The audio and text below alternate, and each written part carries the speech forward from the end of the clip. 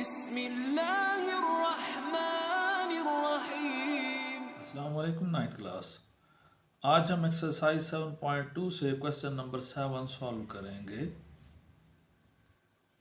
जिसमें वो कहता है find an equation of the perpendicular bisector of the segment joining the points A and B.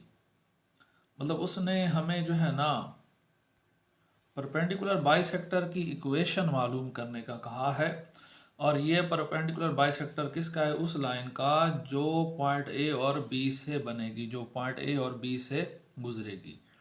तो पहले तो हम परपेंडिकुलर बाइसेक्टर समझ लेते हैं कि परपेंडिकुलर बाइसेक्टर क्या होता है।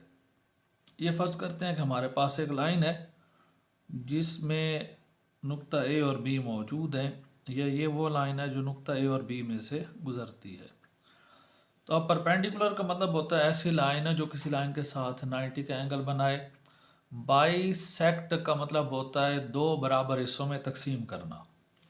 तो परपेंडिकुलर बाइसेक्टर एक ऐसी लाइन होगी जो इस लाइन को दो बराबर हिस्सों में तकसीम करेगी। मतलब जो परपेंडिकुलर बाइसेक्टर होगा वो इस लाइन ए के बिल्कुल मरकजी पॉइंट से, सेंट्रल पॉइंट से गुजरेगा। समझ आ गया परपेंडिकुलर बाइसेक्टर? अब अगर हम इस परपेंडिकुलर बाइसेक्टर की इक्वेशन मालूम करना चाहते हैं तो हमें कम से कम इसका एक पॉइंट चाहिए होगा, और वो पॉइंट हमें कैसे मिलेगा कि हम ए और बी से जो लाइन बनती है उसका मिड पॉइंट निकालेंगे। मतलब हमने ए और बी का क्या निकालना है? मिड पॉइंट निकालना है। उसके बाद हमें इस परपेंडिकुलर बाइसेक्टर की क्या चाहिए होगी? स्लोप चाहिए होगी। तो वो भी हम इस ए बी की स्लोप की मदद से फाइंड करेंगे। पहले तो हम पॉइंट ए और बी का मिड पॉइंट निकालते हैं। तो इसमें आपका जो एक्स कोऑर्डिनेट है उसकी इक्वेशन हमने पढ़ी है कि एक्स बराबर है किसके? x1 plus x2 divided by 2। तो इसमें x1 हमारे पास है 3, इसकी वैल्यू डाल दें 3। x2 हमारे पास है 9, तो इसकी वैल्यू डाल दें 9 डिवाइडेड बाई 2। 9 3 12, 12/2, 12/2। तो इसको आप सॉल्व करें तो ये क्या आ जाएगा? आपके पास 6 आ जाएगा। फिर हम इस मिड पॉइंट का y कोऑर्डिनेट मालूम करते हैं। तो y किसके बराबर है? y is equal to y1 plus y2 divided by 2। तो वैल्यूज डाल दें। y1 की वैल्यू हमारे पास है 5, y2 की वैल्यू हमारे पास है 8, और 2 पर डिवाइड करेंगे तो 8 और 5 कितने हो गए? 13। तो 13/2 ये हमारे पास क्या हो गया? y कोऑर्डिनेट हो गया। लिहाजा लाइन ए बी का जो मिड पॉइंट हमारे पास बनता है ना, अगर हम उसको m से ज़ाहिर करें, ये वाला पॉइंट, तो इसके कोऑर्डिनेट्स क्या बनेंगे? x कोऑर्डिनेट इसका हमारे पास आया है 6, और y कोऑर्डिनेट इसका हमारे पास आया है 13/2। अब हम इन पॉइंट्स ए और बी से बनने वाली लाइन की स्लोप फाइंड करते हैं। तो स्लोप का फार्मूला आपके पास m है, तो इधर हम m की जगह ना m1 यूज़ कर लेते हैं, क्योंकि हमें बाइसेक्टर की स्लोप भी चाहिए होगी, तो उसको फिर हम m2 कहेंगे। तो m1 is equal to y2 minus y1 over x2 minus x1। तो y2 जो हमारे पास है यहाँ पर वो 8 है, और y1 जो है वो 5 है, डिवाइडेड बाई x2 हमारे पास है 9, और x1 हमारे पास है 3। तो 8 में से 5 गए 3,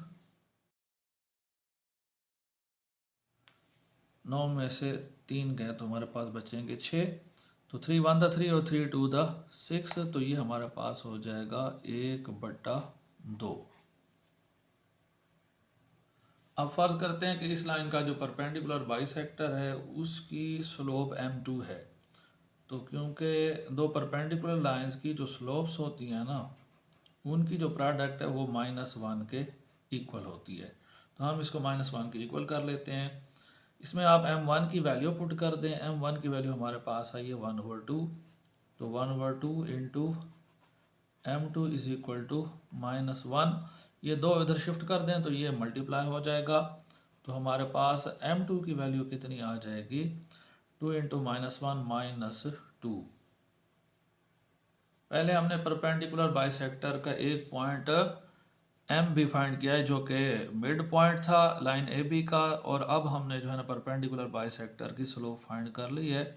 तो हमारे पास परपेंडिकुलर बाइसेक्टर का एक पॉइंट M मौजूद है जिसकी वैल्यू हमारे पास है 6 और 13/2, और दूसरा हमारे पास इसकी स्लोप मौजूद है। तो अब हम इस परपेंडिकुलर बाइसेक्टर की इक्वेशन आराम से बना सकते हैं। अगर हमें एक लाइन का एक पॉइंट दिया गया हो और दूसरा उसकी हमें स्लोप दी गई हो तो हम उसकी इक्वेशन बड़े आराम से बना सकते हैं। उसके लिए हमें एक जनरल पॉइंट कंसीडर करेंगे जिसको हम n का नाम दे देते हैं और इसके कोऑर्डिनेट्स भी जनरल होंगे x और y।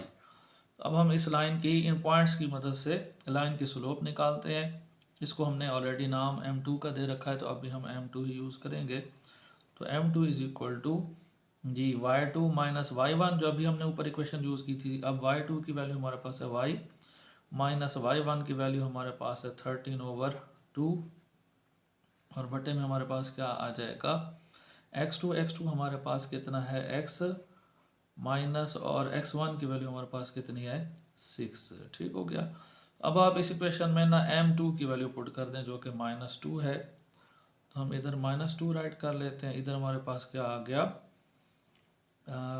y minus 13/2 whole divided by x minus 6, cross multiply कर लें ऐसे, तो -2 मल्टीप्लाई होगा किससे x माइनस 6 से।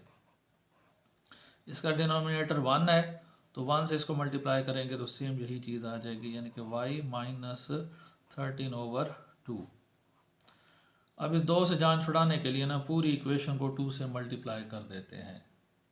तो हमारे पास क्या आ जाएगा, ये 2 जब इधर से मल्टीप्लाई करेगा तो ये -4 हो जाएगा। -4 into x minus 6, right side पर ये 2y से मल्टीप्लाई होगा तो 2y हो जाएगा, और इधर जब 2 मल्टीप्लाई करेंगे तो कैंसिल हो जाएगा 2 और 2, तो -13 आ जाएगा। अब हम ब्रैकेट ओपन कर लेते हैं और तरतीब बदल लेते हैं, तो -4x आ गया हमारे पास, minus into minus plus, 6 4 24, 6 4 24। Right side पर हमारे पास है 2y, तो इसको लेफ्ट साइड पर ले आए, ये -2y हो जाएगा, और ये हो जाएगा +13 इक्वल टू 0। तो इन दो को आपस में कर दें इकट्ठा, हमारे पास क्या आ जाएगा -4x और -2y, और 24 और 3 27 और 10 37, तो जमा 37 प्लस 37 इज इक्वल टू 0। अब आप पूरी इक्वेशन को जो है ना माइनस से मल्टीप्लाई कर दें ताकि ये x वाली जो वैल्यू है इसके साथ प्लस आ जाए। ये हमारे पास हो जाएगा 4x प्लस का, इसी तरह 2y भी प्लस का, और ये 37 अब किसका हो जाएगा माइनस का। तो हमारे पास जो मतलूबा इक्वेशन है वो आ चुकी है, दैट इज़ 4x + 2y - 37।